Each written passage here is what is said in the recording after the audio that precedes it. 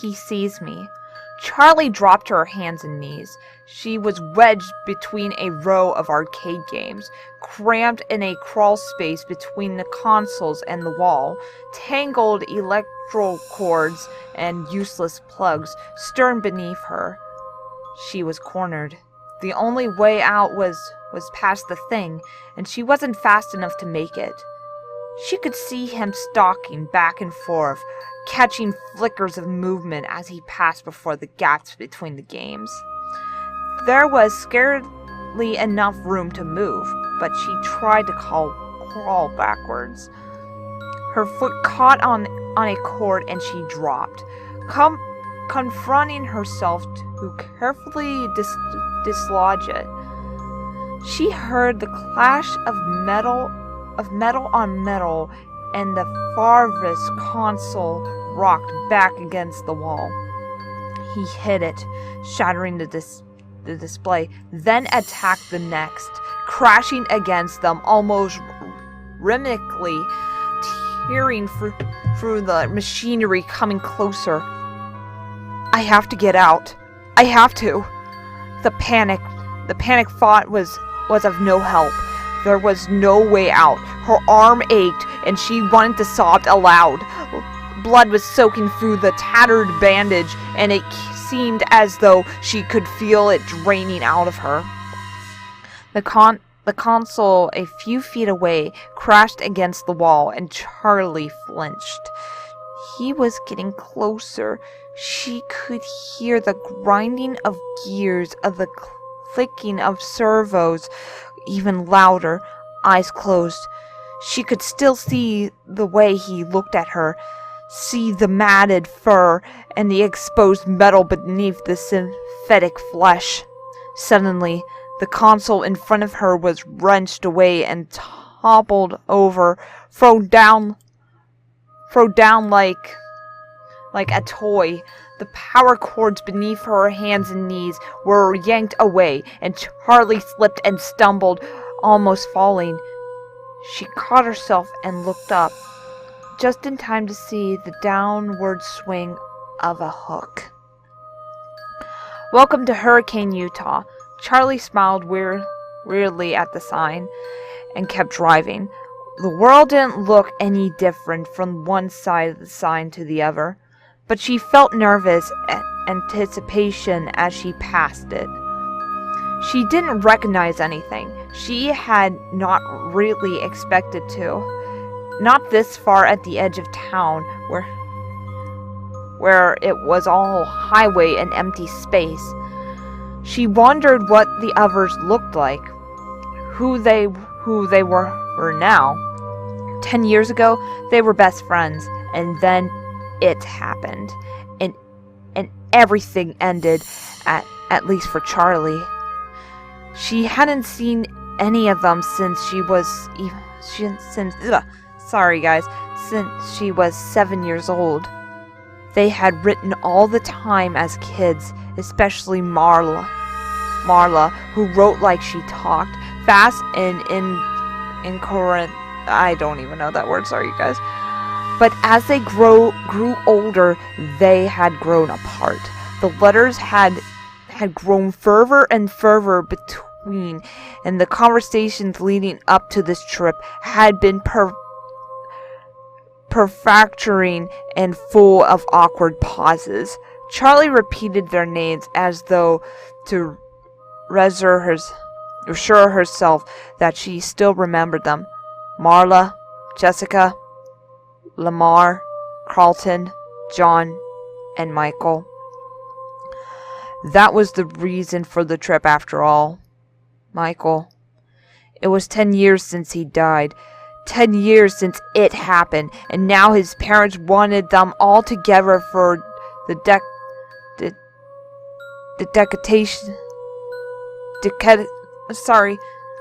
dedication ceremony. All his friends there. When they announced the scholarship they were creating in his name, Charlie knew it was a good thing to do, but the gathering still felt slightly macabre. She She shivered and turned down the air conditioning, even though she knew it was not cold. As she drove into the town center, Charlie began to recognize things. A few stories, and the movie theater, which was now advertising the summer's blockbuster hit. She felt a brief moment of surprise, then smiled at herself. What did you expect? That the whole place would be unchanged? A monument to the moment of the departure, frozen forever in July 1985. Well, that was exactly what she had expected. She looked at her watch. Still a few hours to kill before they all met up. She thought about going to the movie, but she knew what she really wanted to do. Charlie made a turn and headed out of town. 10 minutes later, she pulled to a stop and got out.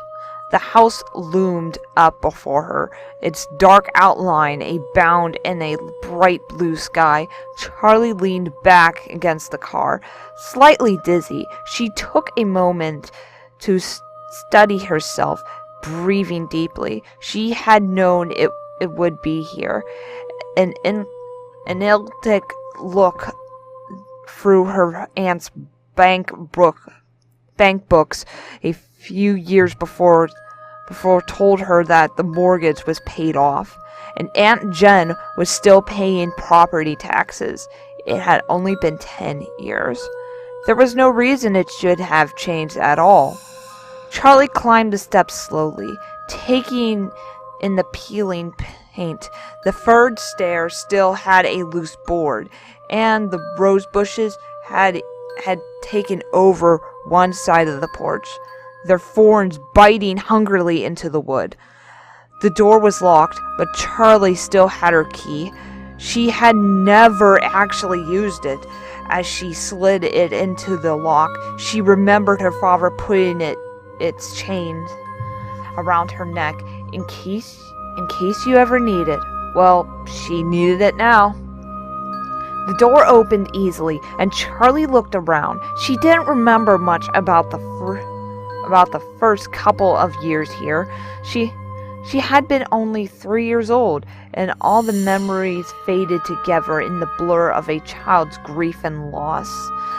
Not understanding why her mother had to go away, clinging to her father every moment, not trusting the world around her unless he was there, unless she was holding tightly to him, burying herself in his flannel shirts and smell of grease and hot metal and him.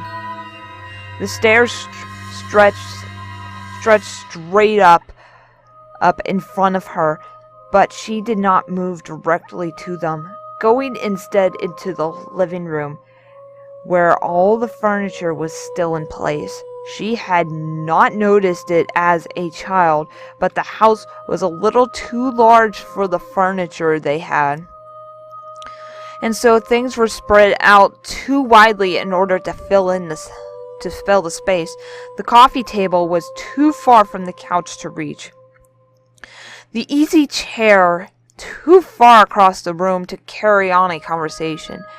There was a dark stain in the wooden floorboards near the center of the room, and Charlie stepped around it quickly and went to the kitchen, where the cupboards had only a few pots and pans and a few dishes. Charlie had never felt a lack of anything as a child, but it seemed now that the unnecessary and enormity of the house was sort of apology, the attempt of a man who had lost so much to give his daughter what he could, and had a way of overdoing whatever he did. The last time she was here, the house was dark and everything felt wrong. She was being carried up the stairs to her bedroom, although she was 7 years old and could have gone quicker on her own 2 feet, but Aunt Jen picked her up as they stopped on the front porch and carried her, shielding her face as though she were a baby in the glaring sun. In her room, Aunt Jen set her down and closed the bedroom door behind them and told her to pack her suitcase, and Charlie cried because all her things could never fit into the small case. What can come back? We can come back for the rest later, Aunt Jen said, her impatience leaking through as Charlie hovered indecisively at her dresser, trying to decide which t-shirts to bring along. They all had never come back for the rest. Charlie mounted the stairs, heading to her old bedroom. The door was open, and she opened it and had a grindy feeling of displacement, as though her younger self might be sitting there among her toys. Look up and asked Charlie, "Who are you?" Charlie went in. Like the rest of the house, her bedroom was untouched. The walls were pale pink, and the ceiling, which sloped dramatically on one side, following the line of the roof, was painted to match. Her old bed still stood against the wall beneath a large window, the mattress still intact, though the sheets were gone. The window was cracked slightly open, and rotting lace curtains wavered in the gentle breeze from outside. There was a dark water stain in the paint beneath the window, spreading to the mattress, there where the weather had gotten in over the years, betraying the house in glance. Charlie climbed onto the bed and forced the window shut with a screech it beyond, and Charlie stepped back and turned her attention to the rest of the room. Her father's creation. Their first night in the house, Charlie was afraid to sleep alone. She did not remember the night, but her father had told her about it often enough that the story had taken on the quality of memory. She sat up and wailed until her father came to find her, until he scooped her up and held her and promised her he would make sure she was never alone again. The next morning, he took her by the hand and led her to the garage, where he set to work keeping the promise. The first of his inventions was a purple rabbit, now gray with age from years of sitting in the sunlight. Her father had named him Theodore. He was the size of a 13-year-old child. Her size at the time. He had plush fur, shining eyes, and a dampered red bow tie. He didn't do much, only waved a hand, titled his hand to the side, and said in her father's voice, "I love you, Charlie." But it was enough to give her a night watcher, someone to keep her company when she could not sleep.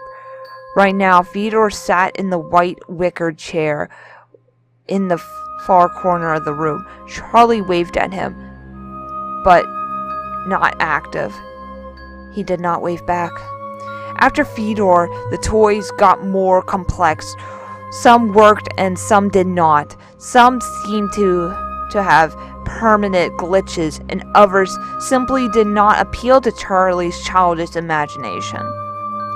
She knew her father took those back to his workshop and recycled them for parts, though she did not like to watch them dismantle, but the ones that kept those she loved, and they were here now, looking at her expectantly, smiling. Charlie pushed a button beside her bed. It gave way stiffly, but nothing happened. She pushed it again.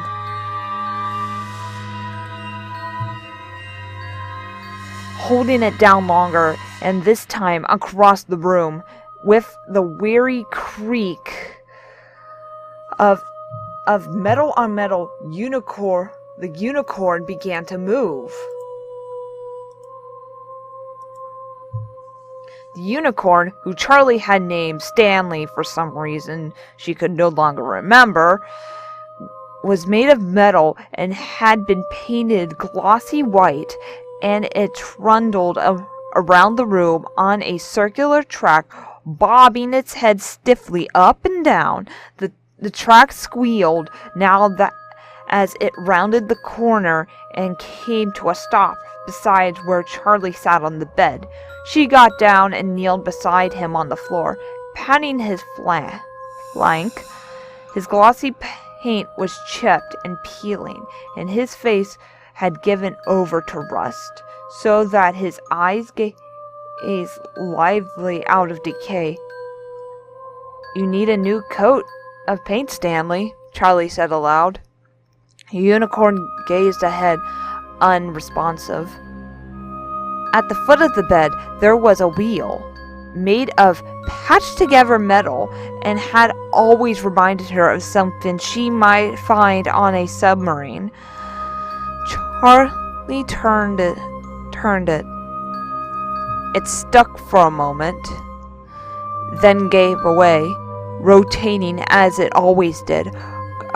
Across the room, the smallest closet door swung open, and out sailed Ella on her track, a child-sized doll bearing a teacup and saucer in her tiny hands like an offering. Ella's plaid dress was still crisp, and her leathered shoes still stove. Perhaps in the closet she had been protected from the damage of the damp. Charlie had an ideal outfit, but when she and Ella were at the height... "Hi, Ella," she said softly. As the wheel unwound, Ella retreated to the closet again, the door closing behind her. Charlie followed her to the closet wall, and the closets had been built to align with the slant of the ceiling, and there were 3 of them. Ella lived in the short one, which was about 3.5 feet tall. Next to it was a foot or so higher, and a third closet to her bedroom was the same height as the rest of the room. She smiled, remembering. "Why do you have these closets?" John had demanded the first time he came over. She looked at him blankly, confused by the question. "'Cause that's how many there are," she said finally. Then, defensive, she pointed to the littlest one. "That one's Ella's anyway," she added. John nodded, satisfied. Charlie shook her head and opened the door to the middle closet. Or tried to. The knob stopped with a jolt. It was locked.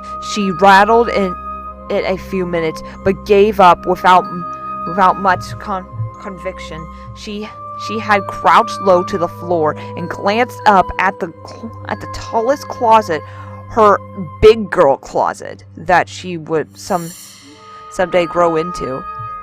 "You won't need it until you're bigger," her father would say. But that day never came. It now hung open slightly, but Charlie didn't disturb it. It hadn't opened for her. It had only given way to time. Before she stood, she noticed something shiny, half hidden under the rim of the locked middle door. She leaned forward to pick it up. It looked like a broken-off piece of circuit board. She smiled slightly. Nuts and bolts and scraps and parts had turned up all over the place. Once upon a time, her father always had strayed parts in his pockets. He would carry something he was working on around, set it down, and forgot where it was. Or worse, put something aside for safekeeping, never to be seen again. There was also a strand of her hair clinging to it. She unwound it carefully from the the tiny lip of metal it was stuck on. Finally, though she had been putting it off, Charlie crossed the room and picked up Fyodor. His back had not faded in the sun like the front of his body, and was the same rich, dark purple she remembered. She pressed the button at the base of his neck, but he remained lifeless. His fur was there bare, one ear hanging loosely by a single rotting thread. And though the whole she could see the green plastic of his circuit board, Charlie held her breath, listening fearfully for something. The rabbit said with a barely audible halting noise, and Charlie sat him down, her face hot and her chest pitched tight. She had not expected to hear her father's voice again. "I love you too." Charlie looked around the room again. As a child, it had been her own magical world, and she was possessive of it. Only a few chosen friends were ever even allowed inside. She went to her bed and set Stanley moving on his track again. She left, closing the door behind her. The little unicorn came to a halt. She stepped out of the door to the driveway and stopped in front of the garage that had become her father's workshop. Half buried in the gravel a few feet away was a piece of metal, and Charlie went to pick it up. It was jointed in the middle, and she held it in her hands, smiling a bit as she bent it back and forth. An elbow joint, she thought. I wonder who that was going to belong to. She had stood in this exact spot many times before. She closed her eyes, and the memory overwhelmed her. She was a little girl again, sitting on the floor of her father's workshop, playing with scraps of wood and metal as though they were toys blocks, trying to build a tower with the uneven pieces. The shop was hot, and she was sweaty, grime sticking to her legs, and she sat in her shorts and sneakers. She could almost smell the sharp metallic odor from the scalding iron. Her father was nearby, never out of sight, working on Stanley the unicorn. Stanley's face was still unfinished on one side, white and shiny and friendly, with a shiny brown eye, and seemed almost to be seen.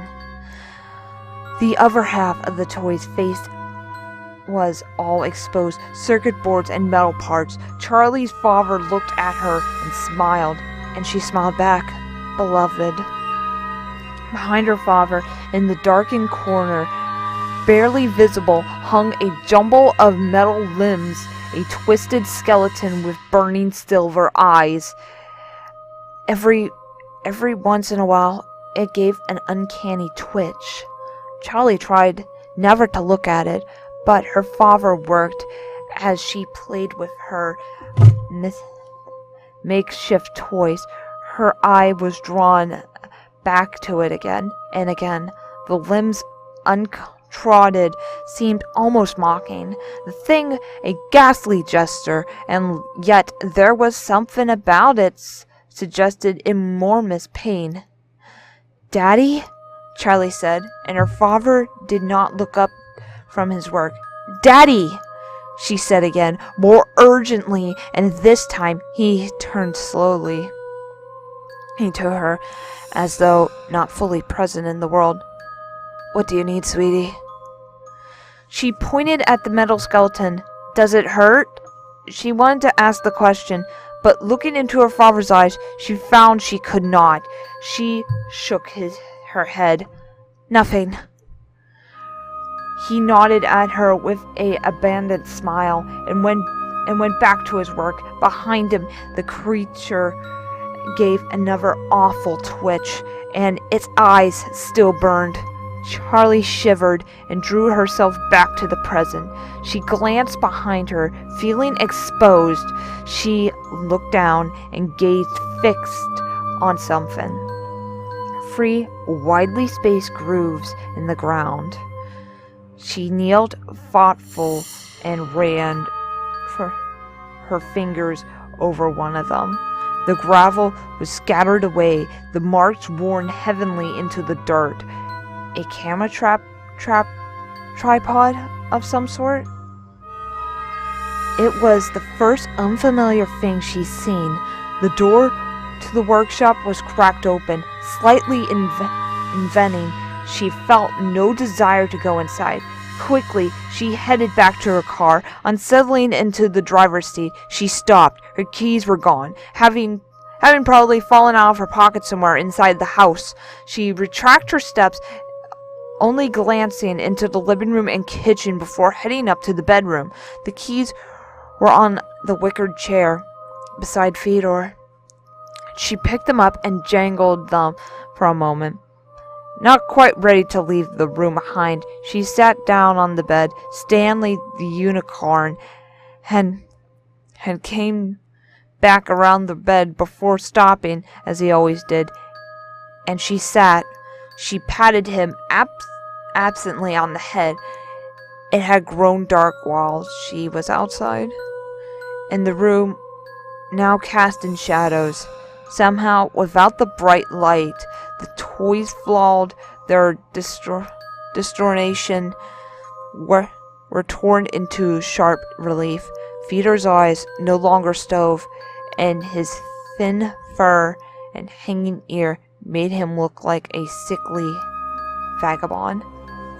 When she looked down at Stanley, the rust around his eyes made him look like hollow sockets, and his bared teeth, which she had always thought of as a smile, became the awful, knowing grin of a skull. Charlie stood up, careful not to touch him, and hurried downward the door, but she tripped on the tracks and fell sprawling on the floor, her foot catching on the wheel beside the bed as she went. There was a whirl of spinning metal, and as she raised her head, a small part of feet apart under her nose, clad in shiny, patient leather. She looked up. There above her was Ella, staring down at her, silent and uninvited, her glassy eyes almost appearing to see. The teacup and saucer were held out before her with a military stiffness, and Charlie got up cautiously, taking care not to disturb the doll. She went to the room, stepping carefully to avoid accidentally activating any of her toys, and she went to Ella, almost matched her pace, retreating to her closet. Charlie hurried down the stairs, seized by the urging to get away. In the car, she fumbled the key 3 times before sliding it into place. She backed too fast the driveway, running recklessly over the grass of the front yard, and sped away. After about a mile, Charlie pulled over on the shoulder and turned the car off.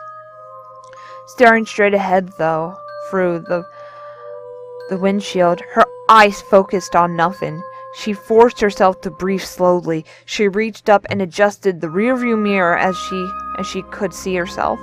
She always expected to see pain, anger, sorrow written on her face, but they never were. Her cheeks were pink, and her round face looked almost cheerful like always.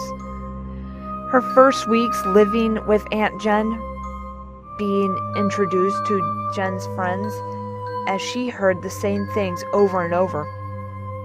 "What a pretty child! What a happy-looking child she is!" Charlie always looked like she was about to smile, her brown eyes wide and sparkling, and her thin mouth ready to curve up even when she wanted to sob. The incongruity, a mild betrayal. She ran her fingers through her light brown hair, though that would magically fix its slight frizziness, and put the mirror back into position. She turned the car back on and searched for a radio station, hoping music might bring her fully back to reality. She flipped from station to station, not hearing what any of them were playing, and finally settled on an AM broadcast with a host who seemed to be yelling condensely at his audience. She had no idea what he was talking about, but the bash and annoying sound was enough to jar her back into the present. The clock in their car was always wrong, but she checked her watch. It was almost time to meet her friends at the diner they had chosen, near the center of town. Charlie pulled back onto the road and drove, letting the sound of the angry talk radio host smooth her mind. When she reached the restaurant, Charlie pulled onto the lot and stopped, but did not park. The front of the diner had a long picture window all across it, and she could see right inside. Though she had not seen them for years, it took her only a moment to spot her friends through the window. Jessica was the easiest to pick out from the crowd. She always enclosed pictures with her letters, and right now she looked exactly like her last photo. Even seated was clearly taller either of the boys, and very thin. Though Charlie could not see her whole outfit, she was wearing a loose white shirt with an embroidered vest and a brimmed hat perched on her glossy, shoulder-length brown hair, an enormous flower threatening to tip it off her head. She was talking desperately, excitedly about something she has spoke. The two boys were sitting next to each other, facing her. Carlton looked like an older version of his red-headed childhood self. He still had a bit of a baby face, but his features had refined, and his hair was carefully tousled and held in place by some alchemist hair product. He was almost pretty for a boy, and wore a black, worn-out shirt, though she doubted he'd ever work out in the day of his life. He was slouched forward on the table, resting his chin in his hands. Beside him was John, sitting closest to the window. John had been the kind of child who got dirty before he even went outside. There would be a paint on his shirt before the teacher handed out the watercolors, grass stains on his knees before they came near the playground, and dirt under his fingernails just after he'd washed his hands. Charlie knew it was him, because it had to be, but he looked completely different. The grubbiness of childhood had been replaced by something crisp and clean. He was wearing a neatly pressed light green button-down shirt and sleeves rolled up, and a collar open, preventing him from looking too uptight. He was leaned back confidently in the booth, nodding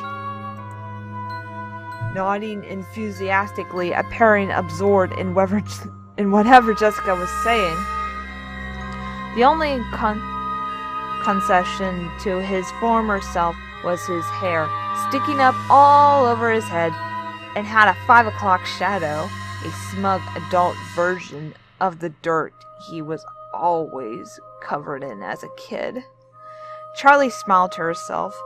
John had been something like her childhood crush.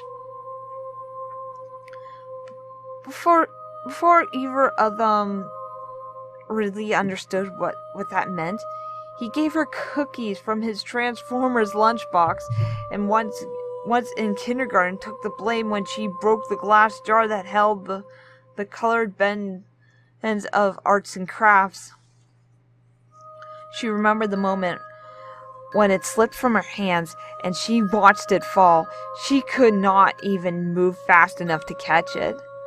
But she would not have tried. She wanted to see it break.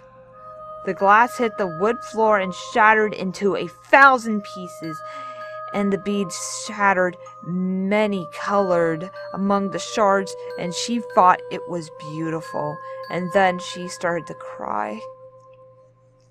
John had a note sent home to his parents, and when she told him thank you, he had winked at her with an irony beyond his ears, and simply said, "For what?" After that, John was allowed to come to her room. She let him play with Stanley and feed her, watching anxiously at the first time as he learned to press the buttons and make them move. She would be crushed if he didn't like them, knowing instinctively that if he did not, she would think less of him. They were her family, but John was fascinated as soon as he saw them. He loved her mechanical toys, and so she loved him. 2 years later, behind a tree beside her father's workshop, she almost let him kiss her, and it happened, and everything ended, at least for Charlie. Charlie shook herself, focusing her mind back to the present. Looking back at Jessica's polished appearance, she looked down at herself. Purple t-shirt, denim jacket, black jeans, and combat boots. It had felt like a good choice this morning, but now she wished she had chosen something else. "This is all you ever wear," she reminded herself. She found a parking space, locked the car behind her, even though people in Hurricane, Utah did not usually lock their cars, and went into the diner to meet her friends for the first time in 10 years. The warmth and noise and light of the restaurant hit her in a wave as she entered, and for a moment she was overwhelmed, but Jessica saw her and paused in the doorway and shouted her name, and Charlie smiled and went over. "Hi," she said awkwardly, flickering her eyes at each other of them, but not fully making eye contact. Jessica scooted over on the red vinyl bench and patted a seat beside her. "Here, sit," she said. "I was just telling John and Carlton about my glamorous life." She rolled her eyes and said, as she said it, managing to convey both self-dedication, don't know the word, and the sense of that her life was truly something exciting. "Did you know Jessica lives in New York?" Carlton said. There was something careful about the way he spoke, like he was thinking about the words before he formed them. John was silent, but he smiled at Charlie anxiously. Jessica rolled her eyes again, and with a flash of deja vu, Charlie suddenly recalled that this had been a habit even when they were children. 8 million people live in New York, Carlton. It's not exactly an achievement, Jessica said. Carlton shrugged. "I've never been anywhere," he said. I didn't know you still lived in town," Charlie said. Where else am I going to live?" Carlton said. "My family has been here since 1896, he said, deepening his voice to mimic his father. "Is that even true?" Charlie asked. "I don't know," Carlton said in his own register. "Could be. Dad ran for mayor 2 years ago. I mean, he lost, but still, who runs for mayor?" He made a face. I swear the day I turn 18, I am out of here. Where are you going to? John said, looking seriously at Carlton. Carlton met his eyes, just as serious for a moment. Abruptly, he broke away and pointed out the window, closing one eye as if to get him to his aim true. John raised his eyebrow and then looked out the window, trying to follow the line Carlton was pointing to. Charlie looked too. Carlton wasn't pointing at anything. John opened his mouth to say something, and Carlton interrupted. Or, he said, smoothly pointed in the opposite direction. Okay. John scratched his head, looking slightly embarrassed. Anywhere, right? He added with a laugh. Where's everyone else? Charlie said, peering out the window and searching for the parking lot for new arrivals. Tomorrow, John said, and Jessica jumped in to clarify. They're coming tomorrow morning. Marla's bringing her little brother. Can you believe it? Jason? Charlie smiled. She remembered Jason as a little bundle of blankets with a tiny red face peeking out. I know who wants a baby around. Jessica adjusted her hat primly. I'm pretty sure he's not a baby anymore, Charlie said, stiffly with a laugh. Practically a baby, Jessica said. Anyway, I booked us a room at the motel down the highway. It was all I could find. The boys were staying with Carlton. Okay, Charlie said. She was vaguely impressed by Jessica's organization, but not happy about the plan. She was loath to share a room with Jessica, who now seemed like a stranger. Jessica had become the kind of girl who emanated her polished and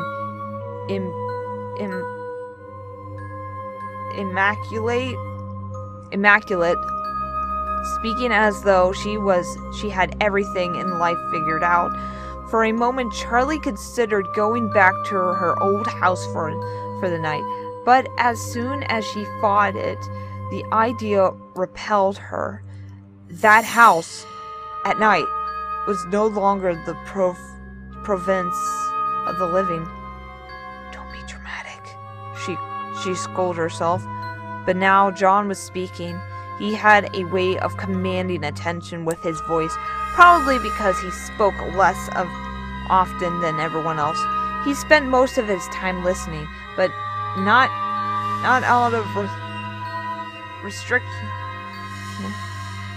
He was gathering information, speaking only when he had wisdom or sarcasm to discipline.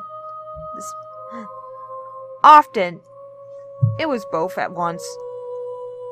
Does anyone know what's happening tomorrow? They were all silent for the moment, and the waitress took the opportunity to come over for their order. Charlie flipped quickly through the menu, her eyes not really focusing on the words. Charlie's turn to order came much faster than she was expecting, and she froze. Eggs, she said at last. The woman's hard expression and still fixed on her, and she realized she had not finished. Scrambled wheat toast, she added, and the woman went away. Charlie looked back at the menu. She hated this about herself. When she was caught off guard, she seemed to lose all ability to act, to proceed. What was going on around her? People were impressive, their demands alien. Ordering dinner shouldn't be hard, she thought. The others had begun their conversation again, and she turned her attention to them, feeling like she had fallen behind again. What do you even say to his parents? Jessica was saying. Carlton, do you ever see them? Charlie asked. Not really, he said. Around, I guess, sometimes. I'm surprised they stayed in Hurricane, Jessica said, with a note of worldly disapproval in her voice. Charlie said nothing, but thought, how could they not?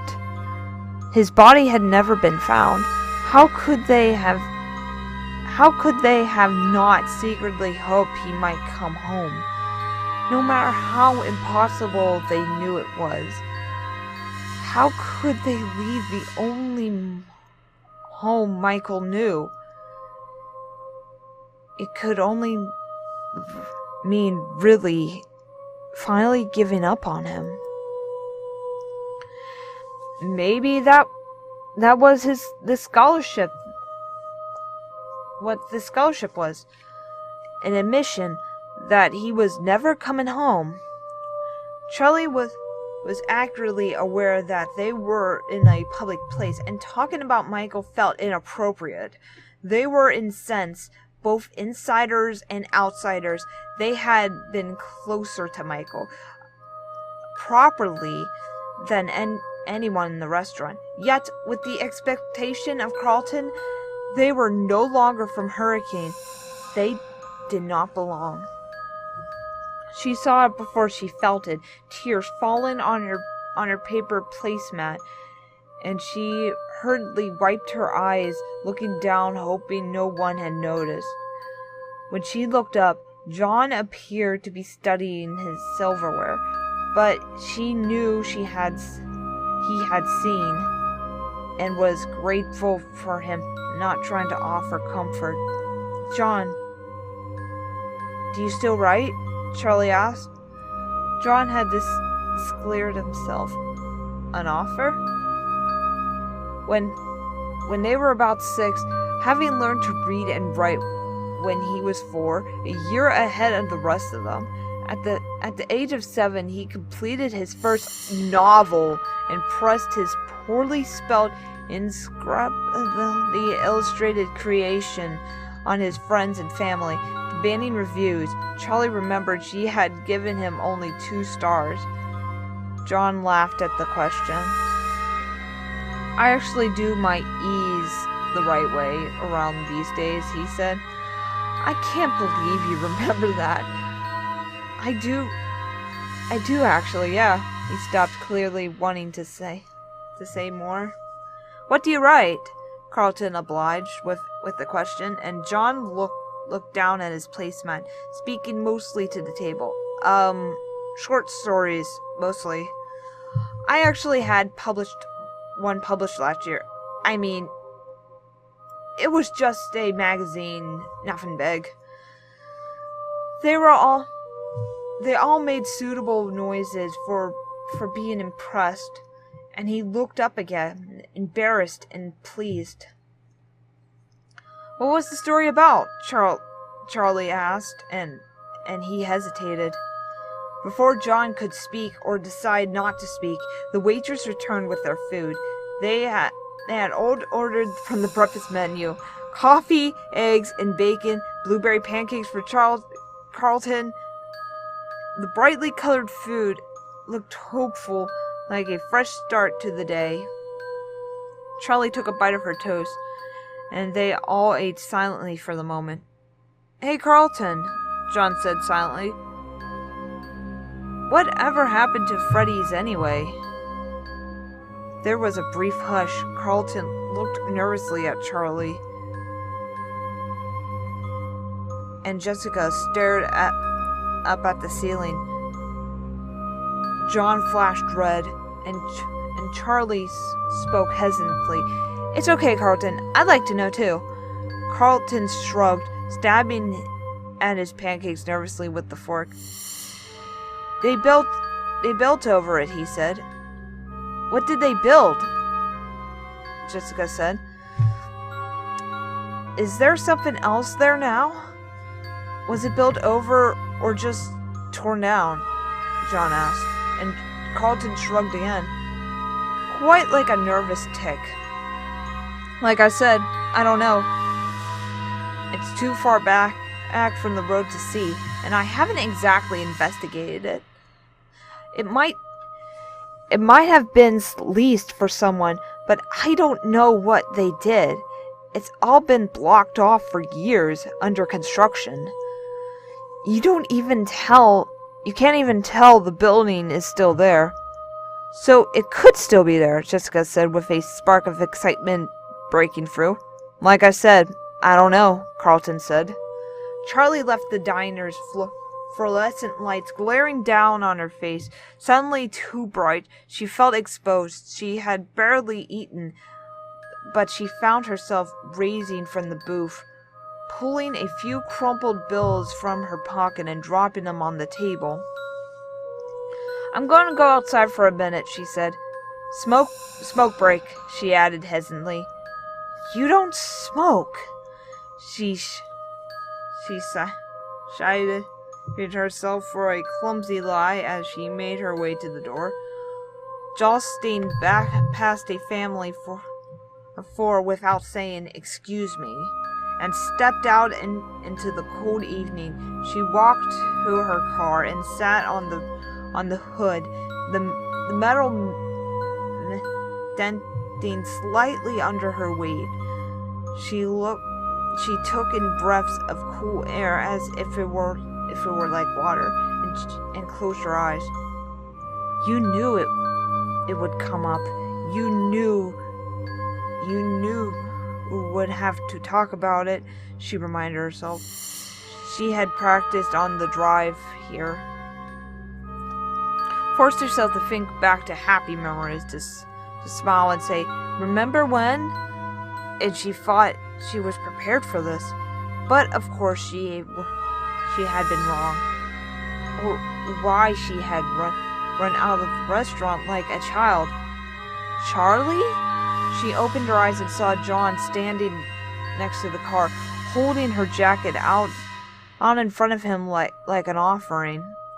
You forgot your jacket, he said, and she made herself smile again. And she made herself smile at him. Thanks, she said. She took it and draped it over her shoulders and slid over on the car's hood and for him to sit. Sorry about that, she said. In the dim light of the parking lot, she could still see him blush into the ears. He joined her on the car's hood,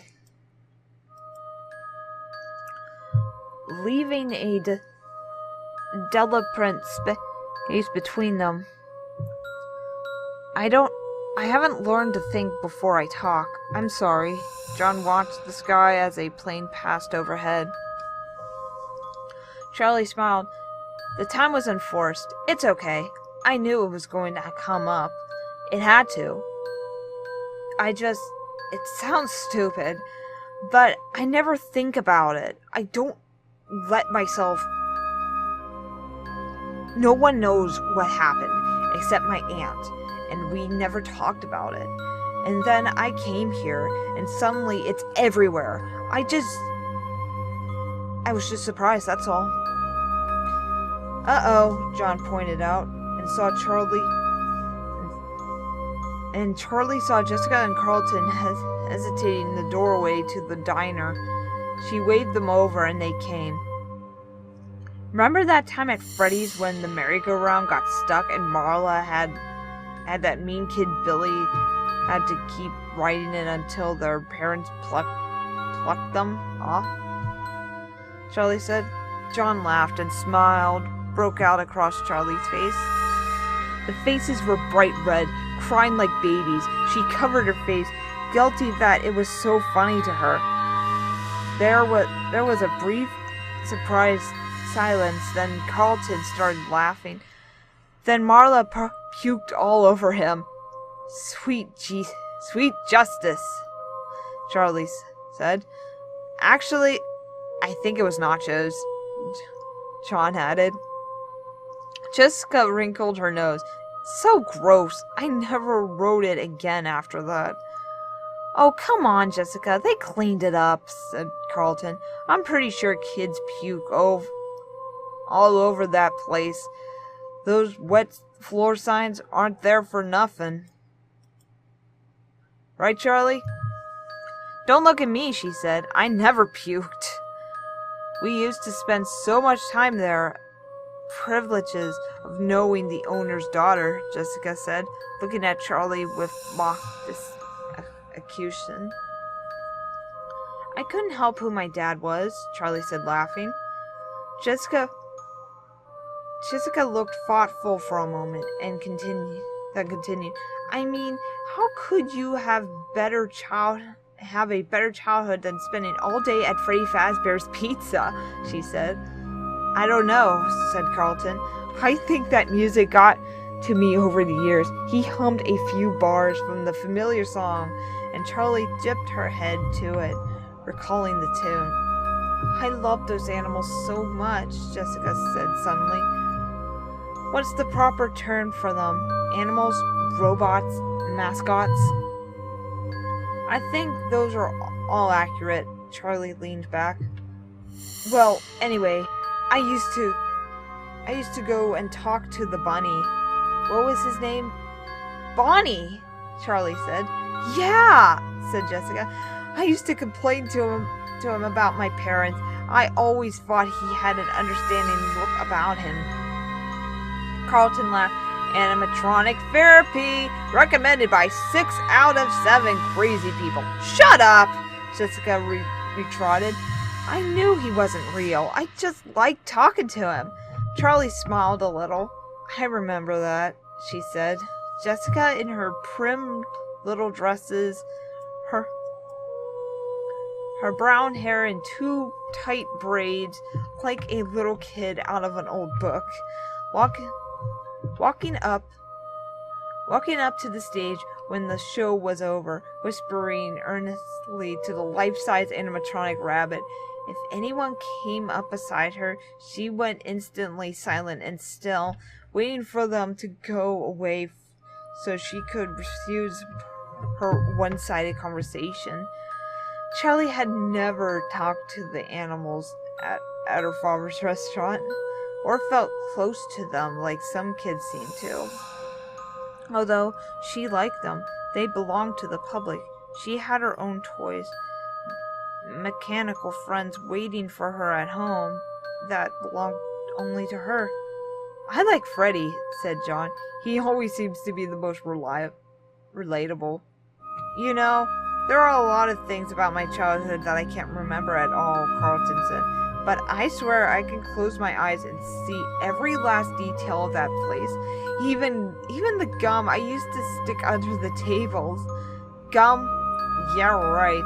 Those were boogers, Jessica said. Jessica took a tiny step away from Carlton. He grinned.